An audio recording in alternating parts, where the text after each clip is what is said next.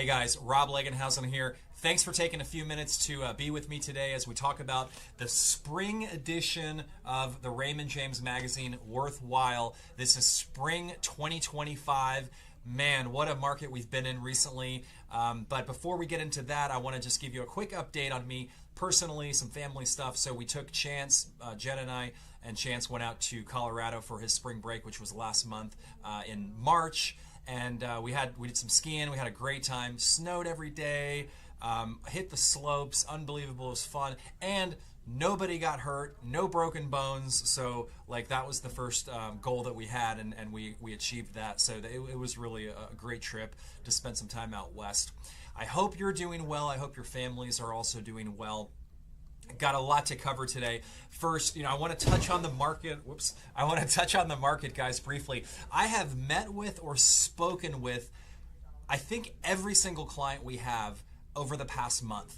And if we didn't connect, it wasn't because of lack of effort. We've been reaching out, very proactive during times of volatility as a team. That's kind of what we do here, because we know there's a lot of uncertainty, there's a lot of fear, and there's a lot of information out there. So we want to act as your voice of reason. We want to really block out the noise because there is a lot of it, especially today. We're going to be fine, guys. We have had tariff wars before, and everybody says, oh, this time's different. They said that during COVID. They said that during 2022 when we had runaway inflation. They said that in the Great Recession. They said that every time they say it's different. Yet every time we come back stronger as a country, as an economy, and as a market. And the U.S. economy will continue to plug away and chug along up and to the right. That is just what we do. That's what we've done for like 200 years. And I don't think it's going to change anytime soon. All right, guys, jumping right into it. Let's go right to aisle 9. I think that's the name of the article here. Yeah, Conundrum on aisle 9. Guys, this is page 13.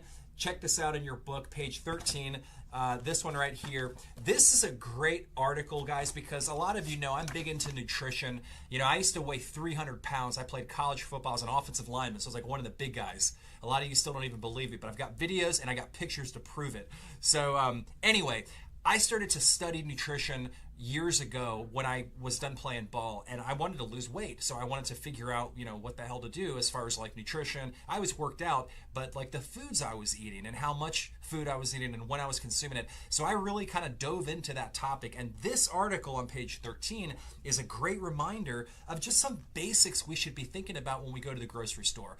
I heard once a great saying, just shop on the outside perimeter when you go to Publix, for example, because you're going to hit the produce, the protein, and then back towards the, at least in the College Park one, we got on the other side there, if you do a loop-de-loop, you have the frozen food side, which you can get some, some stuff there. Ezekiel bread is wonderful. I highly recommend Ben & Jerry's and Haagen-Dazs. As you finish that circle right before you hook back around to the cashier, you gotta enjoy a little bit, So, but if you stick to the outer perimeter, guys, a good rule of thumb, you'll tend to stay away from the middle aisles, which is all processed, and there's just like nothing, almost nothing good in those center aisles. So anyway, this article is pretty cool. It also talks about the dirty dozen.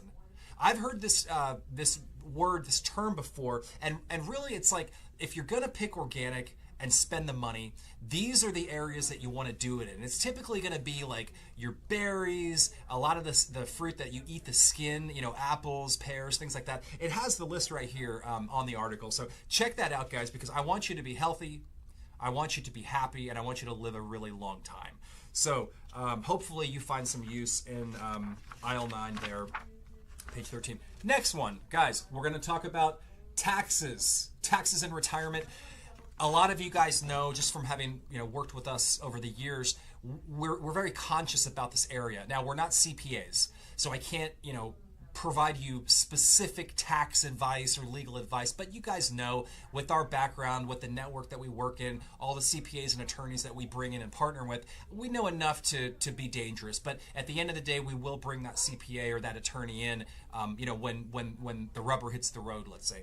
However, we are very conscious here about tax-friendly investing, because at the end of the day, it's not what you make, it's what you keep. And so if you make a 12% return, but there's all kinds of churning in the account, and you have mutual funds and like things that generate a lot of capital gain distributions in a non-qualified account, you may not really get 12. It may be like 8 or 7. So we talk about, and we think we're very proactive about the taxes and the taxation on our client accounts, especially for retirees. This article right here does a great job of kind of hitting the highlights of taxes in retirement and how it affects your Medicare premiums and Social Security. We have Greg Russler in our office, like on staff, who a lot of you know. Greg is a specialist. He focuses on Medicare and Social Security. And so we've got in-house resources for this, but I thought it was a cool article, and it talks of, there's a lot of things in here that we like to think about and talk about in terms of like how your Social Security is taxed and how much income you're allowed to take. Remember, if you wait till full retirement age to take Social Security, there's no cap on income. So you can continue working, there's no, like, your benefit won't be, infringed upon. They're not gonna tamper with your benefit. Now, if you take Social Security at 62 or 64, before full retirement age, then you have the cap as far as how much earned income you can make. So if you wait till full retirement age, you're totally fine.